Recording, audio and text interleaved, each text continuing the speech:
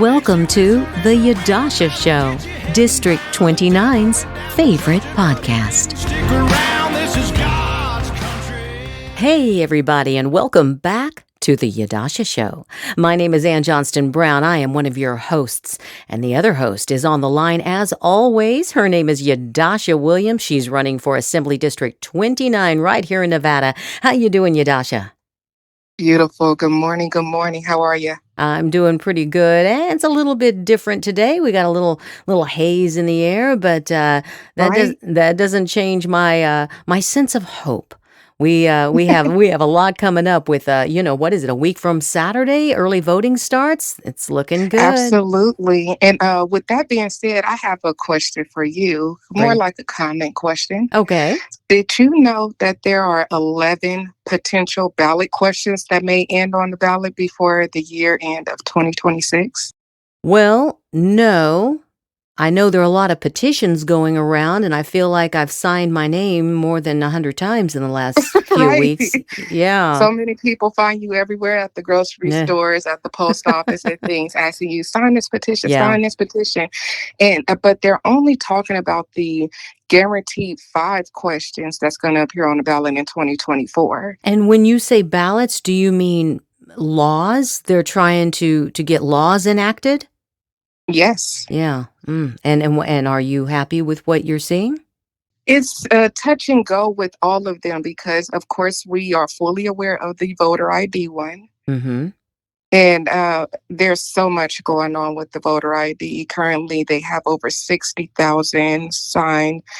The petition is signed, but they still have much to go before June 24th. When you go and vote, you should have to present your ID to verify who you are. Right. Mm-hmm. You should, and the reason why is because you want your voice to be heard, not your voice on behalf of someone else to be heard, because you don't want any accidents to happen. That's just like saying, for example, me as a notary.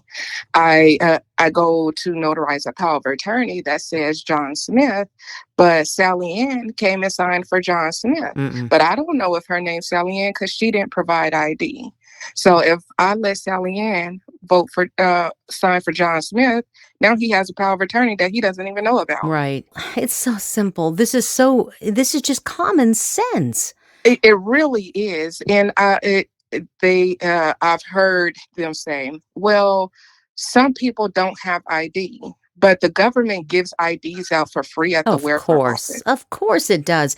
No, I'm sorry that when they're trying to come up with excuses for why they want things to stay the same so they can keep cheating, they're not rationalizing their responses. They're not thinking Exactly. it through. But the sad part is the media is not calling them out on it. Actually, they're enhancing on why we should do all this illegal activity. Well, they're in And that's cahoots. what's the unfortunate part. Yeah. They're like, well, there's communities, minority communities, that can't afford IDs. In the Yeah. state of Nevada, you could get an ID as early as 10 years old. Oh my And goodness. so it makes absolutely no sense to me that they are saying, hey, you don't need an ID to make your voice heard, to make sure that the laws are appropriate, but we need you to verify your ID when you filling out documents, when you get a job, when you drive a car. Well, It just according to the Democrats, you don't need an ID to vote because if you use an ID to vote, they can't cheat.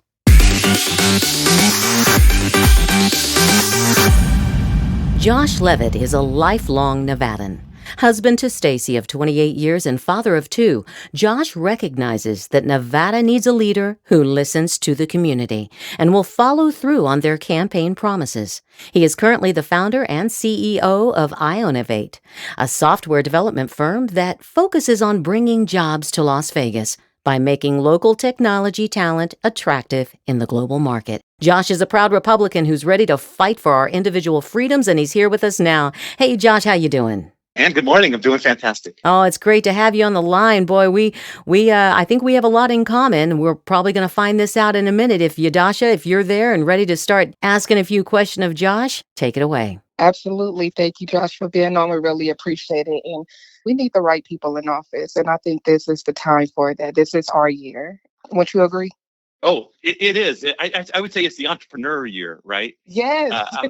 I'm seeing more and more entrepreneurs get in this space, and I say it. They need to be in the space. I think that you're seeing a lot of folks up in Carson City that are reactors, right? They're used to just saying, hey, there's an issue, let's solve it, and hey, it's done. But entrepreneurs bring a whole different mindset to it. We're here about thinking long-term strategy, long-term plans. How do we actually execute on things? And so I'm really excited to see again more entrepreneurs taking up the responsibility of helping the community this way. Absolutely. And just speaking about the community, one of the biggest issues going on right now is that the community is losing their homes. They're not making Hmm. enough funds to actually stay in their homes. The problem is that the prices are increasing, whether you're renting or you have a mortgage. What steps will you take to address housing affordability and reducing homelessness in the community? So I look at a lot of ideas around that. I mean, number one, it's supply. I think that's really what we can try to fix here at the state. When you look at why there's the issue with home prices, they say, Mhm. all right, well, it's the interest rate. Right. So people are going, I ain't gonna sell my house, right? Because Right. then I have to buy. I'm locked in at a 1%, and if I sell it, then I'm gonna have to buy a house at 6%, right? So hey, that's affecting the supply, and then it's the influx of people coming into Las Vegas, which again just increases that demand, and there's lack of areas to build, here in Las Vegas and Nevada in a lot of ways. So I say, all right, well, we can't do much about the interest rate, and we can't do much about inflation, which is the other issues. So the best thing we can do is try to really increase the supply. And so I like what the governor's doing, which is pressuring the federal government to release some land so that we can um, build some more housing in this area. I think that's a positive step forward. But I also like, some of the innovative approaches. There's ways to build houses quick and less expensive. We have a lot of people moving into the area, and our tourism has increased astronomically, and it's for multiple different reasons. So, with those temporary people coming in for different reasons, it does affect the economy by increasing prices all over, such as we get tourism for the abortion laws, we get tourism for the illegal immigrants that come in. Yeah. We aren't properly secure here. What strategies would you support to promote positive tourism and economic development? Yeah. Yeah, I definitely want to hit up on that, but I just wanted to say, there's one thing to finish my thought on the housing, thing is I'm sympathetic like everybody else. We do not want to see homelessness, but again, I don't think it's the state's role to push the burden onto business owners or homeowners. Absolutely. But it's we can support organizations that help folks in those needs. They can provide those wraparound services like the Just One Project and so on. So that's how I'd like to tackle the home prices is let's find ways to increase supply at the same time offer support those organizations that can support people that are in need. Now you're right. I mean, we love the tourists. That's our economy. We want to make sure that people are coming into this state and especially here in southern Nevada. Now, how do we protect it? You talked about the abortion Yeah, side because of when we things, have a tour, we want tourism. That's what Las Vegas is about. That's what the Clark County is about. We love tourism because it gives an opportunity for people to get to know who we really are. But the right? problem is we need positive tourism. Well, of course, I have a saying, and I say this, is that the state, the county, the city should have a messaging campaign that said, I had no idea. Because that's what you always hear from everybody that as soon as they walk off the strip, right? As soon as those bright lights of the strip are don't shade their eyes anymore. They go, I had no idea that Las Vegas had a startup community. I had no Right. idea that Cold Creek, just a few miles from where I live, there's wild horses running around, and then we have these it's really some of the best rock climbing areas in the country, maybe the world. It's just one of those things where everybody promotes the strip. And They never promote everything else. that's right. And I grew up here in Vegas, right? And sometimes I would go, Same here. I had no idea that that was like that, right? It's just one of Right. those things that you hear over and over and over again that maybe we should be promoting that. Because what does everybody think about when they think about the Strip, right? I came to Las Vegas, I spent the Casinos. weekend. Yeah, I spent a ton of money, and I drove home on my way back to California feeling like crap, stuck in traffic, right? Could there be can we promote more of what's going on in Nevada? And then, especially in Las Vegas, California I, did that. I think Arnold Schwarzenegger, where he's saying, "Look at California," and they show the skiing and all this other stuff. I mean, right. I we need completely an agree with advocate that. for that. 'Cause, Yeah, Uh, forever ago, I used to work on the strip at Excalibur, and everyone used to always ask me, "So what casino do you live in? What hotel do you live in?"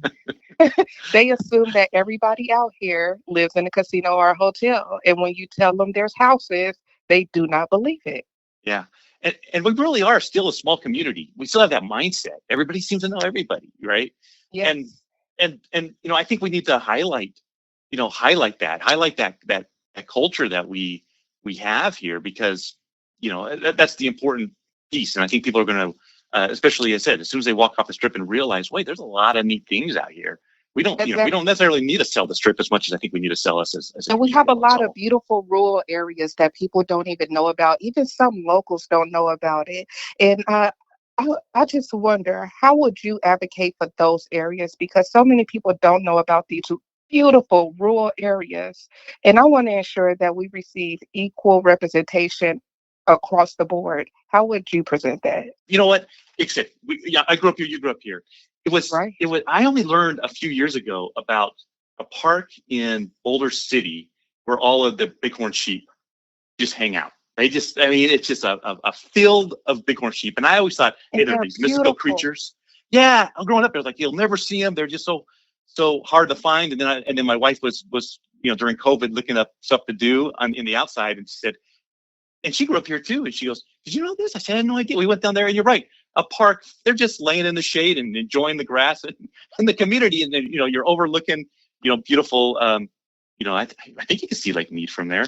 But yeah, there's just all of these really special areas. You have the train uh, track path right over there. As I said, you have horses over at Cold Creek down here. I just drove through.